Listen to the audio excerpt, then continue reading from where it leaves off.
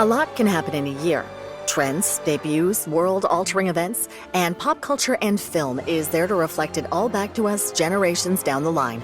Welcome to the A Year in Film podcast, presented by Hollywood Suite. I'm your host, Becky Shrimpton, and today I'm joined by film and content specialist Cam Maitland and Anthony Oliveira, PhD, writer, and dumpster raccoon.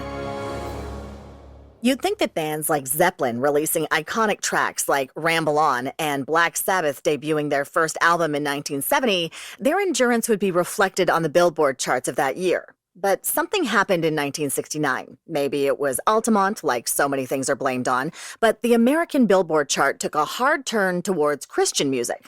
Were people growing tired of the debauchery preached by the Stones and wanted a more uplifting lyric? Sending tracks like Norman Greenbaum's Spirit in the Sky and, of course, the Doobie Brothers' Jesus Is Just All Right to the top of the charts, and keeping them there. Adding a driving beat and electric guitar to traditional Christian religious songs made them bona fide hits in 70 to roughly 72, and that carried over into Broadway and songs from our two movies today that topped charts and launched careers. Anthony, why do you think the Christian religious movement of the early 70s inspired two of the biggest musical theater composers of all time? Like, we're talking Stephen Schwartz and Andrew Lloyd Webber here. Yeah, it's an interesting question. I think there's a lot of cultural forces that kind of conspire to make these two musicals happen. And first, generally, like, musicals tend to compete. Like, there were two Phantom of the Operas in development at the same time. Like, that's a thing that happens. I'm sure on this podcast you've dealt with, like, The Illusionist versus The Prestige. There's like 4 Pinocchio movies coming out this year. So I think that's part of it. Another part of it, though, is I think that into the late 60s, and musicals take a while to develop, but there's a real cultural interest in reappropriating or rethinking about Jesus as a force for social justice critique, for cultural critique. I mean, there's a lot of forces that I think conspire to make that happen. Like, Second Vatican Council happens in the late 60s, mid-60s, and it's kind of weird how we've sort of forgotten as a culture how influential that was. It's sort of it was the moment the Roman Catholic Church sort of like thought about, well, these masses should be celebrated in the vernacular and that sort of thing. We've got The Lost Temptation of Christ translated into English in 1960. You have the Dead Sea Scrolls and the Nag Hammadi Scrolls discovered. Like, there's an interest in reconfiguring what these things mean for us as a culture. And I think these musicals come out of that interest, that sort of the Jesus movement was emerging as a thing. The Jesus freaks out in the streets handing tickets out for God, right? Like, there was kind of a Christian component to the hippie movement that I think disappears. Even like the Pasolini had just made the Gospel of Matthew in like 1964. Unibrow Jesus. Have you guys seen that one? Like, like these homoerotic images of Jesus as like a person engaged in cultural critique. And I think that these musicals emerge from that interest for sure. I also think it's worth saying that there's the dorky Christian music that was still popular, like Peter, Paul, and Mary, like the kind of coffee house Christianity. The Birds, Turn, Turn, Turn is just the Bible. You know, like there is that. So it's like maybe that was moving slowly towards rock in its own way. And I think that the nihilism that comes out of, I mean, like Vietnam, eventually people do want to see something hopeful again. I was thinking as I was rewatching Godspell last night, like, in what ways is the musical Hair influencing this, and in turn, is this movie influencing Hair, right? Like, which is also interested in sort of this occupation of New York as being a way to critique the system. There's also a reason Ted Neely is in both of them, right? Like, it's very much a crossover. Yeah, so I think the culture was ripe for this kind of interesting reconfiguration of a figure that always feels like he belongs to the people in charge. I like that you brought up Vatican II, because what was interesting to me with both these movies is who decided to boycott what. Like, who took offense to things, because the Vatican was very into Jesus Christ Superstar. Like, initially they were like, we don't know how we feel about this. And then, like, the Pope came right out and said, it was like, I have screened it at the Vatican. We are down with this. We endorse it. I love Pope movie endorsements. I will forever remember It Is As It Was, his endorsement of The Passion of Christ. Did he put out a statement about the two popes? Because there is more than one. Did they have feelings about that? Yeah. I don't know. I don't know. I don't think that they allow Ratzinger to talk anymore. I think he's in jail. You just leave a plate in his attic and he scuttles off the ceiling to fetch it. Yes, the man in the iron mask is who Ratzinger is right now. All right, well, let's get into our first movie, Godspell, because if you do a quick Google for Godspell Toronto, you're going to be surprised to see some of the names that appear in the cast credits of a legendary run in 1972 of the play. Now, in that cast were folks like Eugene Levy, Dave Thomas, Andrea Martin, Victor Garber, and Paul Schaefer. It's the production where Martin Short met his wife, Nancy Dolman, and Lorne Michaels first saw Gilda Radner. Now, of this incredible cast, it was only Victor Garber who was chosen to appear in the film version of the musical, reprising the lead role of Jesus alongside performers from the Broadway, LA, and Chicago runs. The more playful of the two movies today, it's the one that depicts a man's crucifixion where you'll leave uplifted and with a song in your heart. So let's get into Godspell. Cam, this plot is all yours. Good luck. It's great. Plot. Series of parables we can all learn from. I mean, they even kind of credit it as like question mark plot, inspired by. So the plot as it is a John the Baptist type man appears in New York City and goes around town somewhat magically blowing his shofar and collecting the various disciples of Jesus, stand-ins for. He then baptizes them in Central Park, and then Victor Garber appears as Jesus. And from there, they they're like a band of merry pranksters who go around in abandoned New York telling various parables. And it's interesting because they often tell kind of classic parables and then have Jesus comment on them and kind of show that tension. But they tell them in a way that's like, to me, I'm like, this is like Robin Williams performing the Bible. They love vaudeville, they love impressions, they love voices. Yeah, it's a real tough, if you're like a 90s kid, it's tough to consume this as intended without irony. The kid said, pretty cringe. Yes. But it's almost like, I almost respect that it is so pushing it at you that it's like you can't, you can only engage with the cringe. There's not really an ironic reading because it's pure earnestness in a way. I think this movie really captures an element that I think gets downplayed a lot, which is Jesus must have been incredibly annoying. Yes. And I think this thing really captures that. Yeah, it's adapted from the Gospel of Matthew, which is, I think of it as the bougie gospel. Like, you get the sense, as much as they're dressed like hippies, like, the message that comes across is very, like, pacifist Jesus, liberalist Jesus, like, pay your taxes, respect the law, please do not hurt these people trying to crucify me, right? Like, although as much as I say that, like, it's also it captures something that's very Markan, which is like, he just kind of appears. Like, literally, he's just on the shore. If he has, they say the name Jesus like twice, I think, in the whole thing. Once as a joke, like as a curse, but. Yeah. So if someone slaps you on your right cheek, turn and offer him your left. Oh, Jesus Christ. He just kind of appears.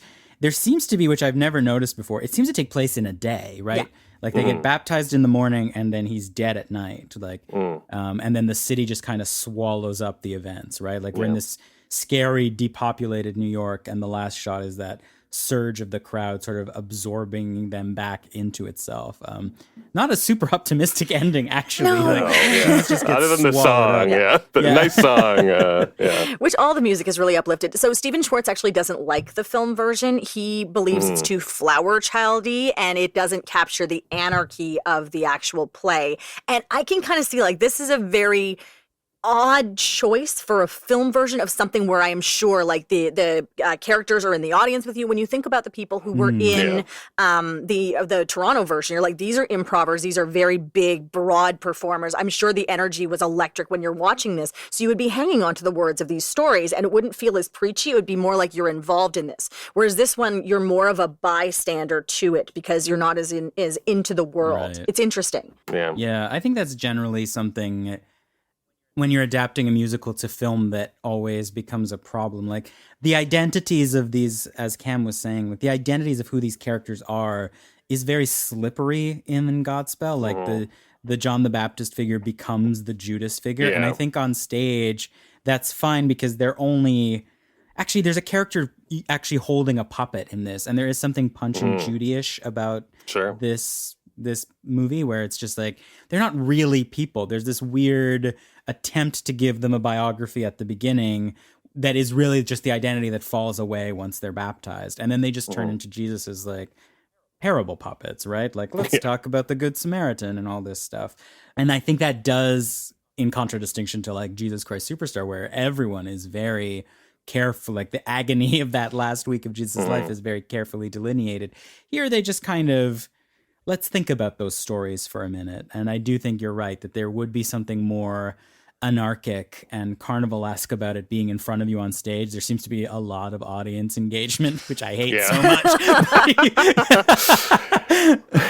I mean, it's the same problem that the movie of Cats has, I think, where like the magic of Cats is that the cats are crawling all over you and stuff, and that the trash can flies over your head. It's not people in cat suits looking stupid. Well, you can't not compare the two Jesuses, right? Because we're looking at Ted Neely and then two very different interpretations of the story, right? Like here, this is joyous, and even when he goes to his death, he's joyous. Whereas you're seeing someone very much more in turmoil in Jesus Christ Superstar, which is being reflected in the two performances of Victor Garber and Ted Neely.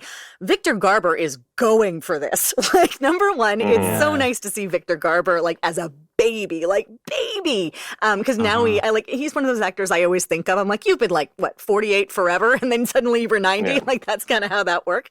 And I see what you mean by like annoying, because he is just so ethereal in this. Like, I was going to say, that's the weird thing is he like, these people seem more like real people, I think, than Jesus Christ Superstar, but he is more the magic, unearthly Jesus. The man who fell to earth kind of thing. Yeah. It reminded me of we show on our channel as well, the Jesus of Nazareth with Robert Powell, and that one they worked very hard to never have him blink on camera because Zeffirelli's like, he's not human. He has to be inhuman. And I feel like Garber kind of gets that he's like, he is this kind of floating, odd character. Well, then my question for you is, which Jesus do you prefer? Do you prefer inhuman, or do you prefer human and like ethereal and like not capable of wrong, but is going to his death and make those sacrifices for us because he knows he must, because for the greater good? Or do you prefer the deeply troubled, like, I am human, but I just happen to have this burden upon me, which is sitting in Jesus Christ Superstar? What's your Jesus preference in terms of the story? I like a weirdo.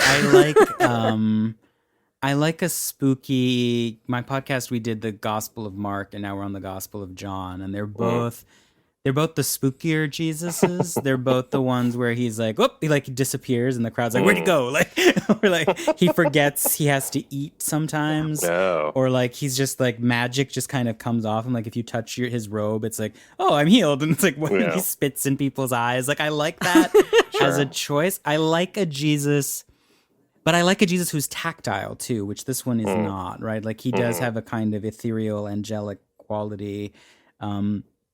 I like a Jesus who has to spit in your eyes to cure your blindness and stuff. Like gives you a wet willy to cure your deafness. Like there is something about that I like. The biggest difference, of course, is that, and this is related to this problem of like emotional agony, is there's no emotional connections here, whereas Jesus Christ Superstar is all about the Mary Magdalene and the Judas of it all, right? Like how do you relate humanly to something so inhuman and to a mission that has such far-reaching, like epic consequences? And do you believe this person is who we say they are, who they have imbued themselves with? Because the whole point of Jesus Christ Superstar is he keeps saying, I didn't say I'm this, you guys are saying I'm this, right? So, I mean, it's interesting to see the two things, whereas the Victor Garber Jesus is like, yeah, I'm Jesus, and I'm here to teach you, and like, listen to me talk, whereas Jesus Christ Superstar, it's more of like, I am having all this put upon me rather than I am putting it out. Yeah.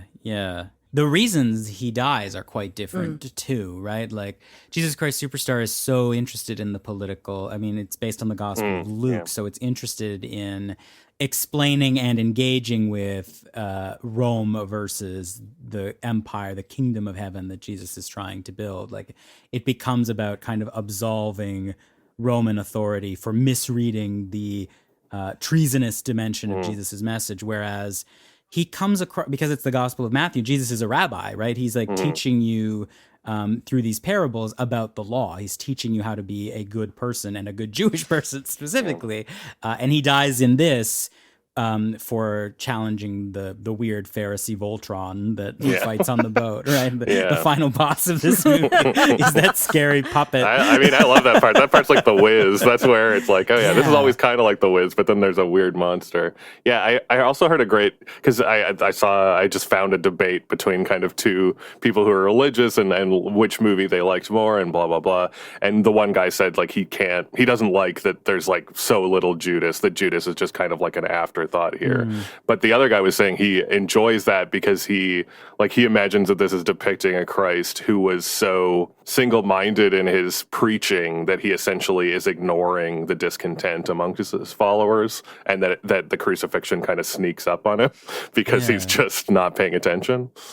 Yeah, I mean, what both films have is, I mean, I think it's funny, but the musicals are where you get engagement with him as a teacher, right? Like over and against the kind of pathetic, like pious versions you get from made for TV, or like the Passion of the Christ, where it's like you're not gonna get anything about actually what he believed or what he did. It's or like even like the hyper criticism of like The Last Temptation of Christ, right? Like where it's just like total tongue in cheek of the Scorsese arc is interesting. Because that's another one where it's like he's screening Silence for the Pope recently, right? Like the Jesuit movie. I actually feel like if you want a good sense of what these Gospels are like, these movies are actually great adaptations of them, up to and including for Jesus Christ Superstar. Like they retain the encoding of like the anti-Semitism of that gospel, right? Like there's the crowd being like, blame us, it's fine. Don't worry about it. Well, these are both musicals, as we mentioned. How do we feel about the musical sequences here? Now, we've already brought up The Wiz once. Anthony actually brought up The Wiz earlier. And I mean, that's because this is like New York with large friendly letters. They're on top of the Twin Towers dancing. They're in Central Park. They're in Times Square. That Times Square All the Best sequence is my favorite of this film. I really enjoy that. Sure. How do we feel about the music here? Does it fit? Does this need to be a musical? I mean, yes, because there's so much music. And also, I feel like the music's the best part. Like, if we were just left with these impressions doing, I can't even think, weird vaudeville voices, I kind of hate it. And after coming up, grow, grow, grow, grow, grow, grow, grow, grow, grow. Oh. But yeah, I don't know. It's interesting. The David Greene, the director, who we haven't mentioned much, is like he was an actor. He was a RADA guy. And the interesting thing is, this is kind of his big feature film. But what he went on to do was Roots and Rich Man, Poor Man, the big TV movies of the 70s. But yeah, he was very into avoiding it being theatrical. That's why quite a lot of the cast is not the original cast, other than one of them is Maria on Sesame Street, so she couldn't do it, and one of them had tonsillitis, apparently. It has a real Sesame Street energy. We're actually talking about Follow That Bird later this season, and I can confirm that. I mean, great. It's quite interesting. But yeah, I do like the dancing. I do feel like when they get into like a musical number, whereas Jesus Christ Superstar feels more like a traditional musical. When they get into the singing and dancing, it's great. And it's worth saying, like Victor Garber, he was before this, I don't know if you guys know, he was a relatively successful folk singer in this band Sugar Shop, which is like the Canadian Mamas and Papas, which I suggest looking up on Ed Sullivan if you like him in a weird suit. God, I love the hair. Yes, I love the hair. Even bigger, maybe. Yeah, he and a lot of great suits. There's a great their album cover. He's in like a lime green suit with a cravat. I really recommend it. So I do like it when they get into the songs. And the weird thing is, I do think, we'll get into it, I think I prefer the songs generally from Jesus Christ Superstar. I think that's maybe a better musical, but I'll be damned if Day by Day was not in my head all week, like that is the one that was the earworm. On the Billboard Top 100, and it stayed there for weeks. Like, it was a big hit. Wow. I find that I like Beautiful City a lot. I love that song. And I love Turn Back, Oh Man. I love the slinky, sexy film noir femme fatale chanteuse. Quality to that one. I've been like Beautiful City was written for the movie, though. It's not in the original TV show, or not the original play. And I didn't realize how much, I mean, going to your question about the New Yorkiness of it all, I think it's about New York in a way that I didn't think about before. And I don't think, as much as it uses the cinematic beauty of the city, I'm surprised in rewatching it how much it seems to be critiquing the city. I sort of talked earlier about the way the city just swallows him up at the end. This body, they turn a corner with his body and they disappear, and the crowd surges and swallows it up.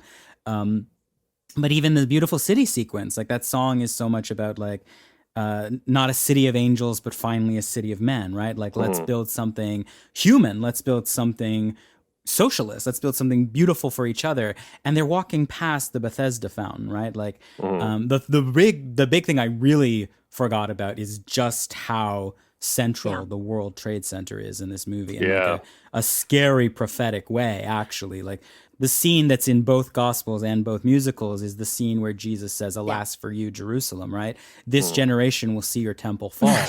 And in this movie, he says that in front of the World Trade Center. That's like a wild accident of history to see happen. But I do think that that's the critique it's making, that like this center of empire, this center of capitalism does not take care of its people, is not interested in these kind of weird vaudeville hobos that are running around critiquing it. I mean, I'm just fascinated.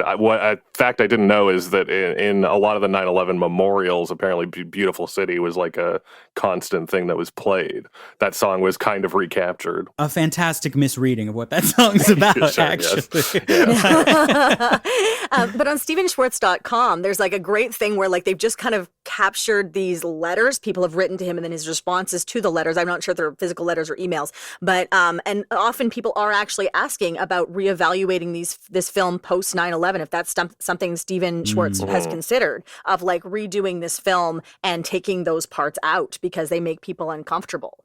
And I was they should make people uncomfortable. I understand it's like a horrible event, but like, there's a reason the All for the Best song climaxes atop the World Trade Center, right? Yeah. Like, because All for the Best is Jesus's message being countered to people who live for wealth, right? Like, that's what the John the Baptist character is in that vaudeville patter is singing about, right? Yeah. Like, the all for the best is a double meaning, right? Like, it's all for the best in the weird liberal Jesus thing where it's like the world will be fine, and all for the best is in all the good things go to the best, quote unquote, best people, right? Like living in their pools and atop the World Trade Center. So like, I'm interested in how the film does that, and I do think, going to the question of musicals, what's neat about the film is the way it uses song to kind of capture what Jesus must have been, which is like an entertainer, right? Like you go to listen to the crazy guy outside of town who's telling these interesting stories. The parables it's like are revivalisms, right? Yeah. Like that's the point. Yeah, exactly. Yeah, that's exactly what it was. And like the parables always have this twist, right? Of like, it's not like the good man just like you who helps the beat up person. It's the Samaritan. It's the person you hate, right? Like, or even the prodigal son. The prodigal son is one of my favorites because it's such a complicated story, right? And I remember my dad telling me that story when I was a kid at one point, and then I actually think he got it wrong because he's like, no, it's the son who said that he was going to do the thing. It's not the other son. And I was like, no, but it's the wait, hold on. Can we go back? But I think that's why these stories are so powerful, because they can be interpreted in so many ways. That's why we still sermonize, right? We still have to have the Bible interpreted to us. It's fascinating. And I think this film does a really good job of presenting it, and Jesus does comment on it, but there's not sermonizing. Like, it's not telling you what to think. It's putting it out there and being like, this is what the story is, and this is what we're told about it, but I'm not going to tell you this is the prodigal son is the right one.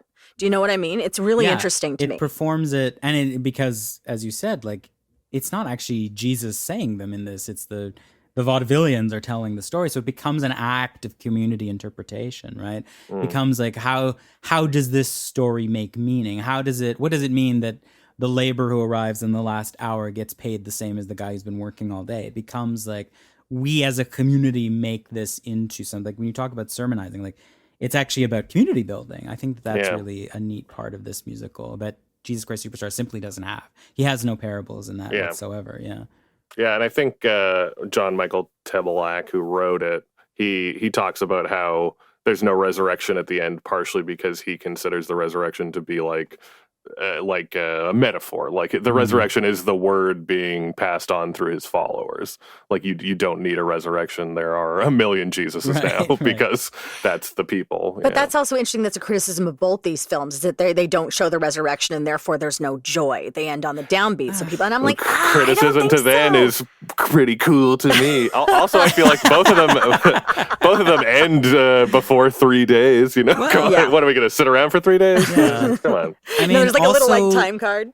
That's a criticism of the Gospel of Mark too. Like Mark ends where they go to the tomb. The last line of the Gospel of Mark is they ran away terrified because the women go to the tomb and it's empty. And that's it. Oh, that's it. That is spooky. So like I think a lot about Kierkegaard, who said, like, you can't say anything interesting about the resurrected Jesus because you're not in a position as a human being to understand it. It is the work of a lifetime. It is the work of the Christian life to get to the end and understand what that means. And I think what both films capture is, like, what is actually the real human experience of, like, what am I supposed to do with this? Like, you say these things, you lived this life, and now what do I do with it? As much as the resurrection is important to Christian thinking, it's not the part that's, you either believe it or you don't. It's the other stuff that's hard to get a handle on, right? It's also that you died like the rest of us. Were you something more than just someone who had some interesting ideas that we all wanted to chew on? You know, like that's interesting. Do you think you're what they say you are? Yeah. I was also going to say, like, imagine how bad the resurrection would have been in Godspell. It would have been like streamers and everybody putting on voices. We don't need any more of that. A Frankenstein bit. Yes. And Igor, for sure, that one guy. The moments where Godspell is theatrical, like, for example, during the crucifixion, where, like, it's very clearly, like, how they would have had it on a stage, where, like, there's the fence and then you just see the cop cars in the background, right? Versus how filmic and cinematic it becomes, like, on the Twin Towers or, like, dancing on those rails in front of that thing in Times Square. It's interesting to see the moments where they choose to go back to theatricality versus lean into the cinematic and what the power of those two things are. Because I'm almost wondering, like, do you have to go back to the theatricality that moment because it's too hard to sit, like, for a movie that's so joyous, it's too hard to sit in, like, the realism of that crucifixion, if that's the case? Yeah, maybe. I wonder if the film, I mean, going back to this kind of the way the film weaponizes landmarks, like, imagine if they did the crucifixion at, like, a notable New York landmark, right? Like, that would be almost too on the nose in terms of critique. Like, every time you walk past, like, that's where they crucified Jesus. Yeah. I don't know. It's interesting. Weirdly this week I was engaging with a lot of New York stuff. I saw a big, like, short doc on Wheatfield, A Confrontation. Do you guys know that? Where the woman built the whole wheat field in like downtown in the to, like, it's like a big middle finger to the financial district in the early 80s. Yeah, it's great. Just a giant wheat field. But then also I watched the new West Side Story, which is very much about, like, gentrification and kind of pre this era. But it's interesting because also engaging with New York is right before the kind of famous Ford to New York drop dead, where like New York is also going bankrupt. It's like a non-functional government at this time. So yeah, it kind of feels like you could do whatever, and it kind of felt like New York was on its own. So it is kind of surprising. It does feel like you could have had a crucifixion in front of the mayor's or something. Yeah. It's also I found it really interesting how it doesn't, like, they purposely walk past St. Patrick's Cathedral, right? Like, there's a moment where they're talking about in the Good Samaritan priests, and one of the vaudeville actors literally makes the sign of the cross, and I'm like, wait a minute. But then that also takes you out of time and place too, right? Yeah. Which I think is very interesting. Yeah. To me, I almost feel like the opening of this one should be the opening of Jesus Christ Superstar, which is a bit more magical, and the opening of Jesus Christ Superstar, where it's all like performers getting off a bus, putting on a costume, is more Godspell, you know? Because it's more. That's more like they're more like. They act a bit more like people who are contemporary telling you what's up. You are not wrong, Cameron. Yeah, I mean, I don't know. Yeah, it's weird.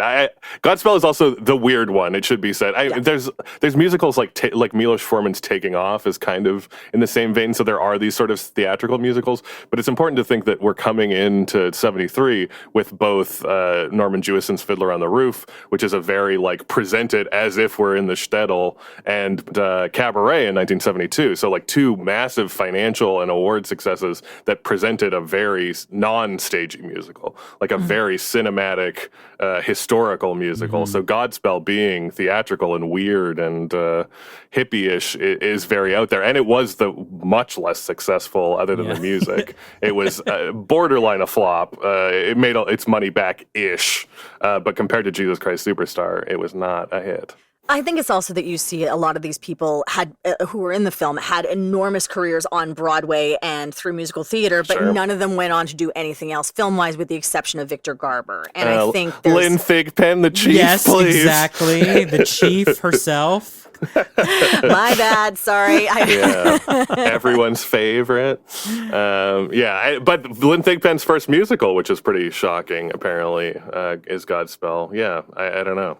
And the Jerry Soroka, the one kind of handsome bearded man who does horrible impressions, is a voiceover. Yeah, voiceover king. Not surprisingly, the impressionists, as much as it can be annoying, all of them are pretty fantastic. And you don't see a lot of lady impressionists, which there are a couple here, which is kind of pretty impressive. I mean, you were talking about the sort of thinness of it. It does have the effect of kind of like a hippie, like a happening. You know what I mean? It has the kind of culture jamming thing. Again, the depopulated New York, but also just the experience as an audience member of it is perhaps not the ideal capitalist audience experience of occasionally I'm this is boring. This is tedious. This is weird. This is off-putting. And there is something about does that off-puttingness do a kind of work interests me in some There's weird ways? a Brechtian aspect to the music. For example, Day by Day comes out of nowhere, and she just says, "My Lord," and then starts singing, and you're like, sorry, what? And this is the banger of the movie. You know, it's really interesting. So you're jarred but pulled back in at the same time. So reverse Brechtian it would be, technically. Yeah. And I think that it's worth saying that both of these films, and we'll probably get into it more in the next one because it suits it a bit more, both of these films are very effortlessly diverse. And also, I think, sexy. This is a hot, sexy cast in both movies. Whether or not you like a weird big afro, I think Garber has some horny energy. And I think, everybody's young and sexy and cool in both casts. They're both very gay, too. They're very queer. In Beautiful City, he's skipping and holding hands with John/Judas, right? Yes. Him and John have some real tension, and we know that Victor Garber is a gay man, so maybe there's I don't know. There's something. But I mean, that also leans into sure. the betrayal too, right? I think that's part of it. So. And that's where I think the Judas stuff is thinly done, but that guy who portrays John/Judas is so good. He's so hurt when everything David goes Haskell, wrong with him. Yeah, he's excellent. He has an excellent. It's consistently him who's the angry one, right? The movie has to take a pause while he absorbs the turn the other cheek doctrine, right? There's an anger in him. Speaking of a sexy moment, that one where Jesus slaps him and he moves to slap him back. And then he does a little vaudeville thing to get him out of it. And it doesn't work. And then, I mean, really the most upsetting, dissonant moment in the whole movie for me is when he's about to betray Jesus and he starts singing that circus. Dun, dun, da, da, da, dun, dun, da, da, and it doesn't work and it sounds horrible and it's really off-putting. And it's the magic, the kind of carnivalesque of it is sort of dissolved. I love that so much. Yeah, again, and I'm sure on stage that moment will be so incredibly powerful, right? Because you're in with those people and they've been so joyous around you, and then you can feel that emotional shift in the room, I'm sure. Yeah. So it's one of those. It's why theater is different from film, and why we still continue to go to theater. And film didn't kill theater. Yeah. Video didn't kill the theater star. And it's why nobody watches the Godspell movie, but teenagers are forced to perform Godspell. It's because it has a big cast and lots of women. Yes, yeah.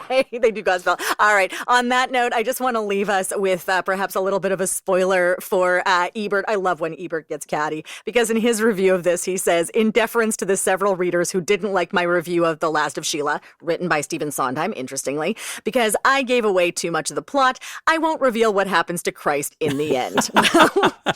I'm like, well, guys, we totally ruined that one. So let's move on to Jesus Christ Superstar, the more thoughtful and sad version of the two, I think. Although, man, I am so in love with this musical now. That's coming up after the break.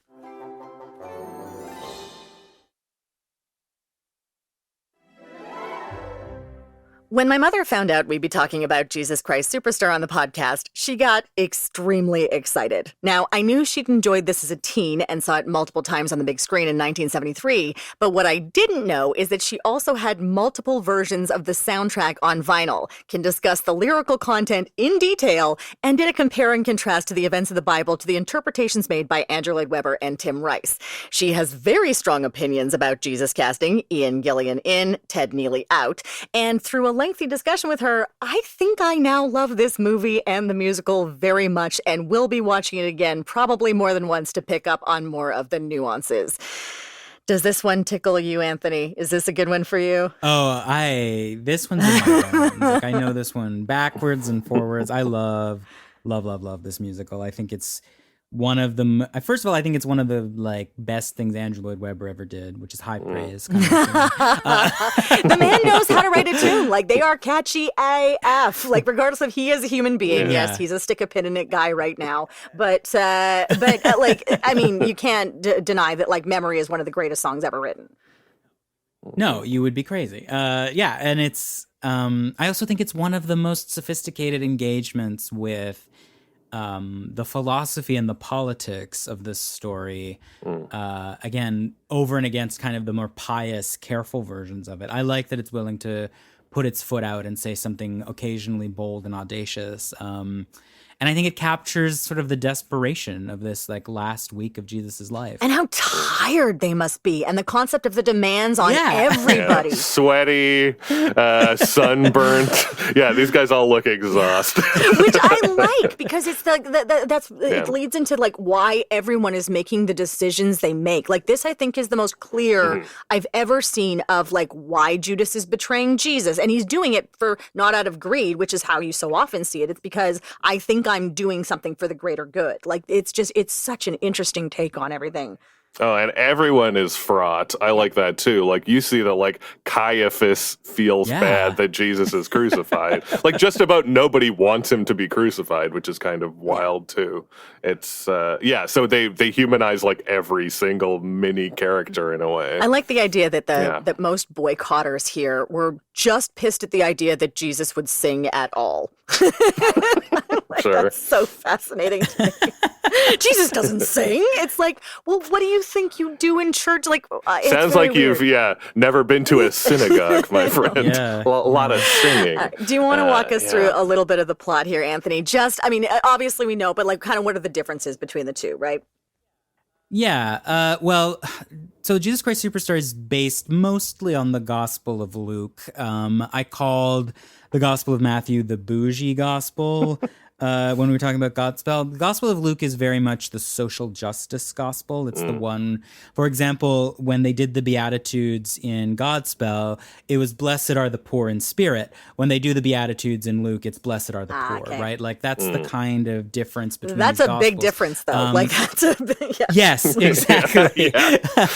But Luke is also written for a more Gentile audience. It's pitched at people who are Greek or Roman, who are interested in the Jesus movement. And as a consequence, its emphasis is more on absolving Roman power, which is why this musical is much more interested in Pontius Pilate. It's much more interested in putting Herod on stage as the kind of evil king of the Jews who needs to be contradistincted to Jesus. And it's the last week of Jesus' life, basically from Palm Sunday when he arrives in Jerusalem into Holy Thursday when he causes the incident at the temple that necessitates his crucifixion. And that's the story that it tells, from like the priests trying to deal with this kind of insurrectionist who has arrived in the city capital, knowing that it is putting a lot of pressure on the Romans to get rid of this treasonous element.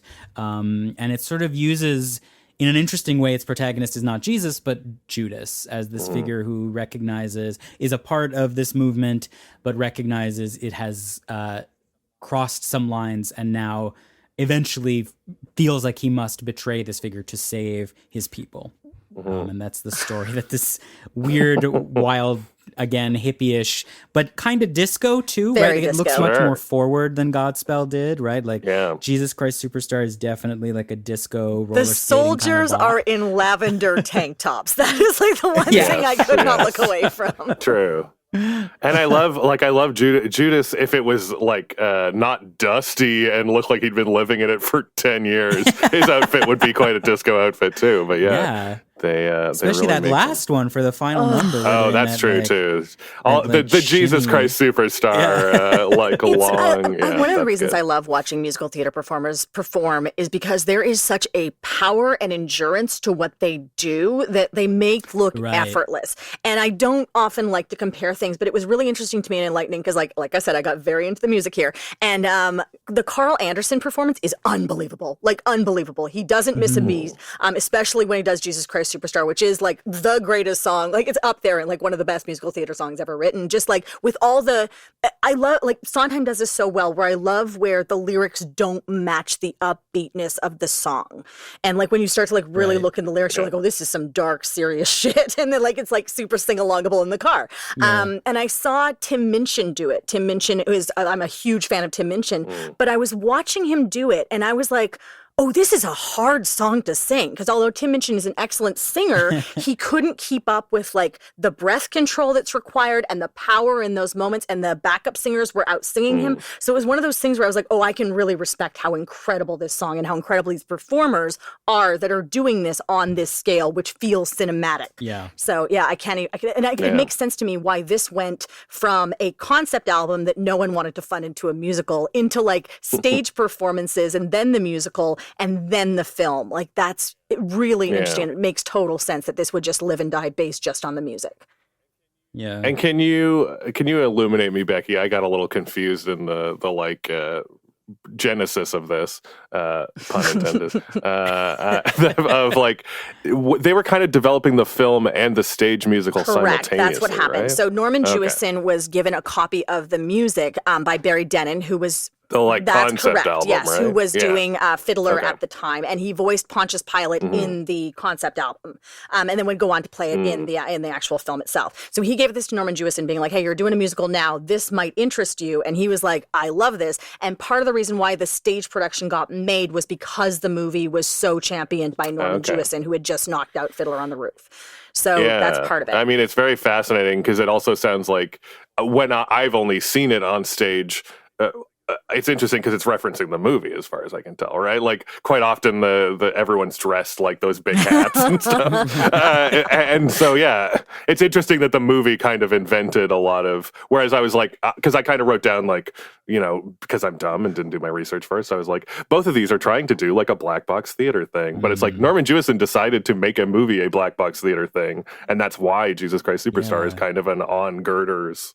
Yeah, it's weird. Yeah, it's I love the way this movie is just kind of almost the opposite take to a similar effect as Godspell, where it's like squatting in these ruins, right? Like, there's a weird way that it feels between that and the sort of opening where they're getting off the bus. It feels like we're watching ghosts who have to like rehearse over and over again these events from 2,000 years ago, right? Like they're kind of possessed by these entities, and then they perform this weird ritual act where they leave him behind, and then they get back on the bus at the end, right? Yeah, there is something very alarming about It's sad and painful, but you get so caught up in it, you forget that, and that's kind of the magic of a like really good movie. Like when you watch like a tearjerker, you don't go in going like, "Oh God, I hope I feel sad." You go in because it gives you a human experience, right? And that's what brings you into it. And I think that's what this does really well. Fiddler does the also same think thing. it's worth Fiddler is saying like that- incredibly sad. true. You get great moments of joy, Emotional, but yeah. And also, I think two things that these do compared to Fiddler and Cabaret that are interesting is these are both tight 100-minute movies. These both are not afraid to cut songs and streamline and make it make it a feature-length film. So I think even if I'm annoyed by Godspell, it's in and out, and I'm I'm humming the tunes. And the same one here, where I think it's like this one is kind of a more emotionally impactful because it's such a quick telling. Like if you went epic in 2.5 hours, you might be a little less.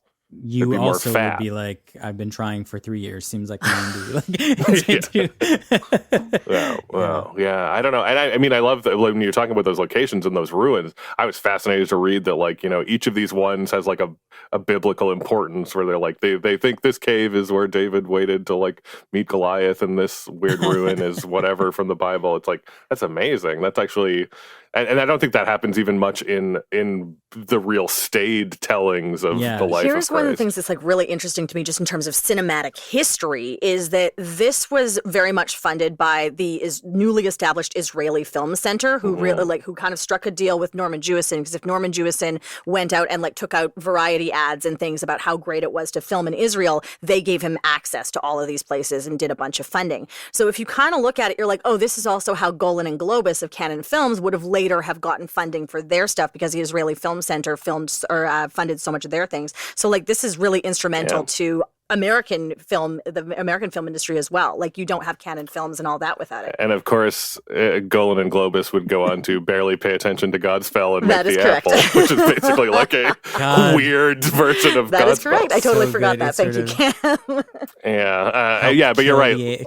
Kill disco. Yeah. Yes. God bless. I just screamed that the other day. Oh, yeah. I mean, that's why I thought of you, because I was like, oh, yes, famous Israeli film, The Apple. But yeah, Lemon Popsicle, their big movie, came out in 1978, which is, Americans know it was remade as The Last American Virgin. But yeah, Lemon Popsicle. So you're probably right. And it's good and bad, obviously. Feelings about Israel are complex. But there's interesting stories where there was a day they went to film and all the electricians weren't there because they're all in the army and they had to go fight a battle, which is a little crazy. And the film is thinking about that stuff, right? We see the tanks, we see the planes, and the planes going by. Yeah, again, there's the same. Both films really hit hard. The speech Jesus gives, because of course both these gospels are written after the temple falls in 70 CE, and Jesus has a moment in both where he predicts that fall. There's the song in this one where Simon the Zealot is singing about there's must be over 50,000 screaming love and joy for you. Add a touch of hate at Rome, right? Simon and Judas want Jesus to be a political figure. They want him to be the revolutionary that they've been waiting for, and he won't do it because he foresees the kind of the fall of the temple, what that action will lead to. And again, it hits as a very powerful, mournful moment in this film when he turns that melody against them, and it becomes about this is what violence will lead to, and they're standing in this completely devastated, destroyed by the Bar Kokhba revolt, the putting down of that by the Romans. And this movie, one of the reasons it's haunted is because it has this odd foresight about it too, that I think is fed to it straight from the Gospels, and I find sublime in a lot of ways. You were talking about the kind of the difficulty of this musical over. You can knock Godspell out in a weekend, right? One song per person. We'll just do some somersaults and honk some clown noses and we'll be fine. This one's 4 people have to hit notes you did not think a human voice could hit at both ends, right? When Caiaphas is down in the bass, it's oh my God, I've never heard that sound. Oh, sure, yes. We need a more permanent solution. Yeah, and I think it's funny because you talk about Godspell, a lot of those people didn't go on because I think they're more theatrical actors, they're more comedians, they're more that kind of stuff. Here, it's almost more that they're singers. Yvonne Elliman, she's amazing as Mary Magdalene. And it's also fascinating. She's like an Asian woman who's like a lead of a movie. And she was found for this. She was found in the UK singing in like a small pub by Andrew Lloyd Webber, who was like, "Hey, I got this stuff. Can you come like give this a go?" And now she's Mary Magdalene. I mean, like, of course. Yeah, and so you kind of get that like these guys didn't go on. They went on to various weird things. Like you kind of get that these guys were brought in for just this, even though it's very Park and Bark, right? Like you that's what Jewison recognizes, I think, at a technical level he has to do in this movie is like, I'm going to stand Ted Neely on a hill while he hits a note you've never heard a human voice hit before, and I'm going to pan out to the craziest landscape you've ever seen in your life, right? Because like it's not like this Jesus is not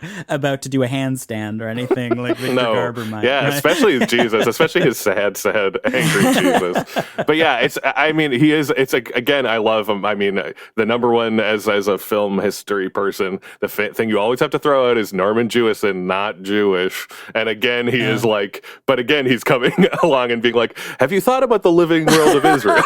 Like, Norman Jewison, you do it to yourself, man. Everybody thinks you're Jewish because you're like, he's like, a shepherd wandered into the frame, and I loved that. To think of living Israel, it's like, Norman Jewison, what are you doing? I do want to talk a bit about the casting here because we got into Yvonne Elliman. It's interesting to me. So Murray Head is the voice of the voice of Judas in the album version, and Murray Head, some people may not know, an excellent musical theater performer, also the brother of Anthony Stewart Head from Buffy. Yes. Had another because his version of He's One Night in Bangkok, right? That was his second big hit based on a musical theater song, because those were his only Billboard hits were from musical theaters. So he did that, and then Ian Gillan from Deep Purple played Jesus in that version, and he was offered Jesus, but he didn't want it. So he didn't want to do the film because he was touring with Deep Purple, and he wanted to be a rock star. That's what he was, right? Okay. So they had to go on like a quest for Jesus, if you will, which they would do again in 2012 with a reality show in the UK. Oh, I was going to say, make that a reality show in 2012 where they were doing like, they were going to do like an arena tour of Jesus Christ Superstar, and they did a thing. Dawn French was one of the judges. It's fascinating. Anyway, a woman who notoriously cannot sing so bad that she could not be in Mamma Mia in a non-singing role. Like that's how bad she is. She was one of the panelists. But that having been said, so they even looked at John Travolta, and apparently John Travolta did not get it, but that's what put him on Robert Stigwood's radar for Saturday Night Fever. So that's interesting. But then Ted Neely was doing a production of Hair, and there was a number of people who were like, you guys need to see Ted Neely, or you need to see Ted Neely do this. Like, he can hit the notes. And he was also in Tommy, apparently, like a stage version of Tommy. That's correct. So he sent Norman Jewison tickets to come down and see it, and it was like he was driving, I think, from like the Palisades into like downtown Los Angeles. So, an exponentially long drive, 2 hours. And so he went in to see him, and he had hurt his leg and wasn't performing that day. He just hadn't double checked. So Jewison was pissed, and so Ted Neely went to his hotel room and like dressed as Jesus with like fake facial hair.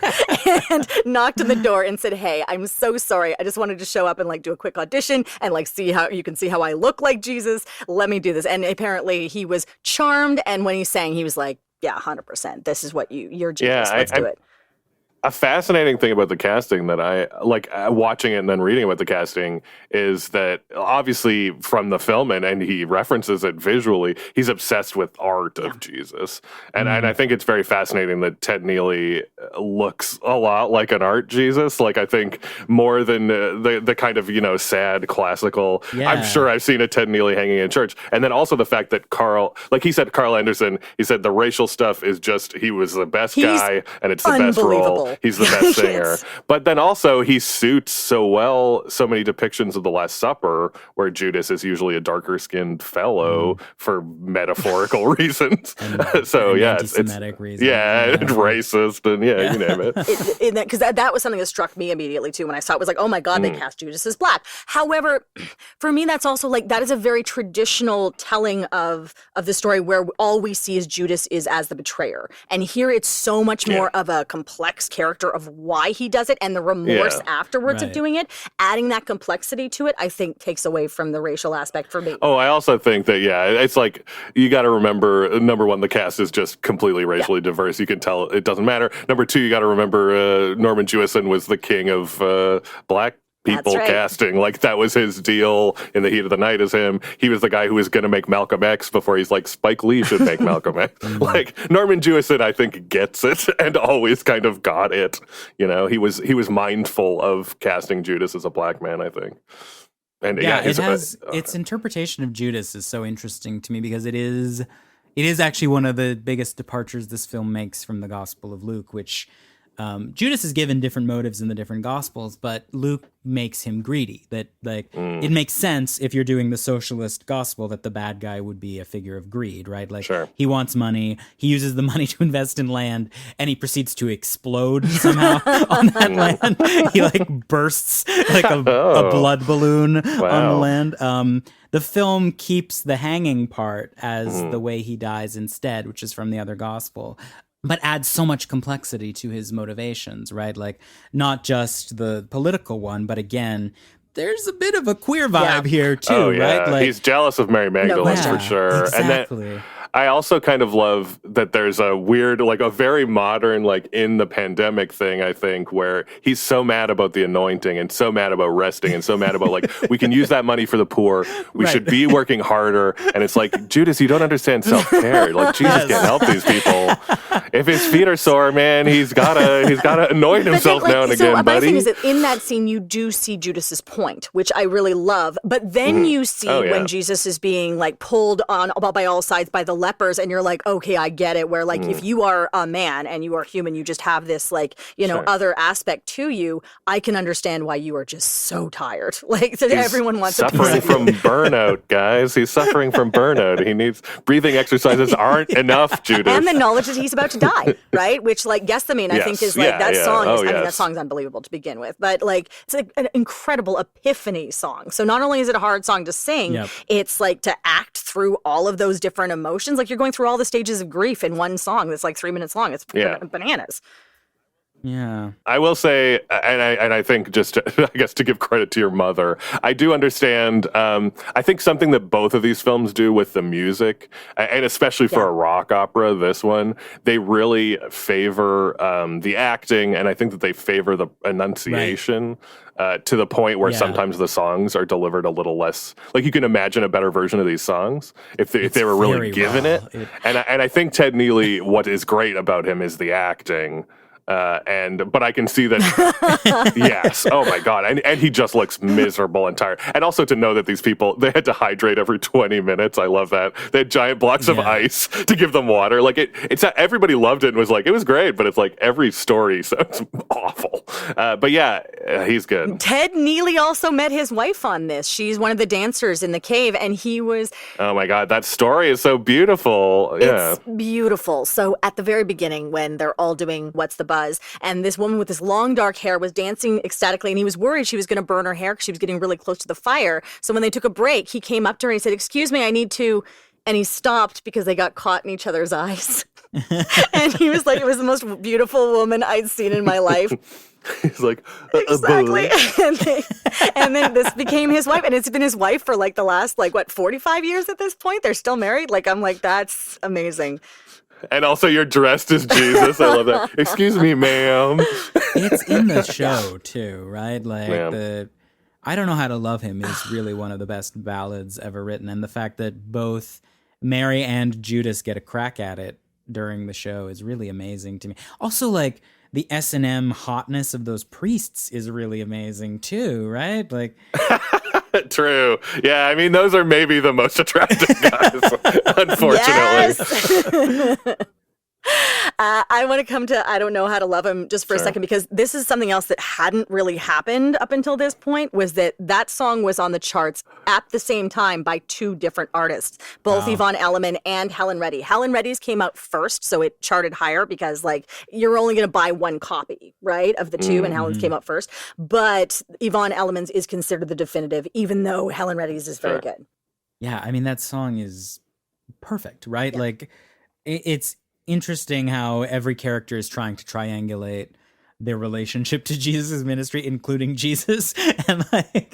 And that one, it goes to what I was saying earlier when we were talking about the resurrection, right? Like, her question, although posed as like a romantic one, is the question of the show. Like, it actually is the same question as the Jesus Christ Superstar song, right? Like, what am I supposed to think about you? How am I supposed to relate to you as a person? Is this a romantic relationship? When you say I'm supposed to love you, what does that mean? Like, that's kind of the question she's asking. And that's why I think it's so beautiful that in the moment where he realizes by betraying Jesus, he has destroyed himself, Judas has this kind of strained reprise of it where he has to perform that melody too. And then the demonic performance of Jesus Christ Superstar, where that question comes back as a taunt, right? Yeah. Like, is there a reason for me to be haunted by this ghost still in both directions? We talked about the Beatles musical Sgt. Pepper's Lonely Hearts Club Band in the first season, which I do love, and understanding Robert Stigwood's involvement here. And now having seen this and seen Sgt. Pepper's, I'm like, man, there's echoes of the two of them there. And the biggest echo is that Sgt. Pepper's doesn't have the same soul as this does, but it's going for the same story and message of like the redemption, and like these are people who have been tasked with something larger than themselves. And so seeing where it works in one and doesn't work in the other, and like it's very clear one influenced the other. It's very interesting. So you're giving a lot of credit to that terrible film. I get it. Yeah. Yes. Perhaps if it was shot by Douglas Slocum, and it would look better. They both have a weird thing where like they're about music from the 60s, but you can hear the 70s, you can hear disco forming, right? Like it feels like disco is invented before your eyes in this musical, but like by the end we've got the bangles and the fringes and the disco ball that is Judas descending from the ceiling. And I mean, it's still kind of disco-y, but apparently the big departure he took from a lot of that Jewison took was that Herod was a drag queen usually, and a very over-the-top thing. But he kind of thought that was maybe too far out of his interpretation and too distracting. So he went with Josh Mustel instead. Did you hear the castings thing on this one, where when No. Okay, so Norman Jewison went through Zero Mustel first because he wanted Josh Mustel, and Zero was still pissed about not being in the film version. So he was like, if you're going to cast someone, go cast Topples' son, because it's not going to be my son. Okay. He was so mad. That's great. I think he's pretty good, but when you watch other ones, like I don't know, Becky, you probably saw your best friend, religious man Alice Cooper play it, which was so good. And somebody sent in some of my research, there was a clip of Rick Mayall doing I gotta see that. as like a weird lounge lizard, and it's like, Josh Mustel is kind of missing some of the juice. I don't know, but it's funny. It's great. He looks great. There's a way that works for me. Like there's a way that the kind of fatuous idiocy of it makes a point, right? Like this is what actual worldly power looks like, right? Because I don't think it's an accident, right? Because Jewison tracks back. There's a very distant shot where we're watching the dancers moving, and it looks bad, right? It looks silly. It looks impotent, which I think is the point. He of looks this like almost here. Hugh Hefnerian. I do like a scary. He's like Hugh Hefnerian in this version. Yeah, sure. Yeah.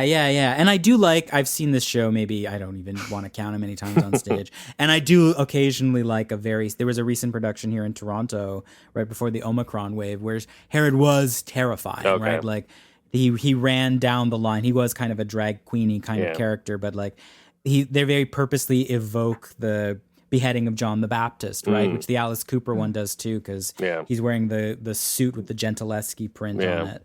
But I kind of it's a choice this film is making, is like, what if he's not scary? What if he is the silliest thing you've ever seen? And it kind of actually relieves the tension of the film for a minute. Things that he's interpreted, which were, if we are to believe it, they were actually miracles, him turning them into parlor tricks, like the walk across my pool, you know, turn my water into wine, like him making fun of it, but you're like, no, you're actually the asshole, right? Like that's really interesting. Yes. Right. Oh yeah, and I think that what works is that Ted Neely looks like a man who knows he's about to die, so and he's just checked out entirely while this guy sings at him. Yeah. There's only one character with dignity in that scene. Yeah.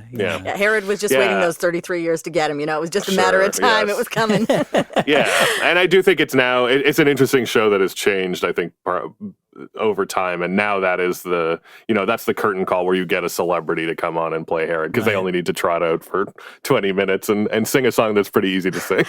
All right. So, I gotta end us on this note, because I'm sure we could talk about these forever because they're fantastic. So I just want to say thank you so much, Cameron Maitland, for being with us today.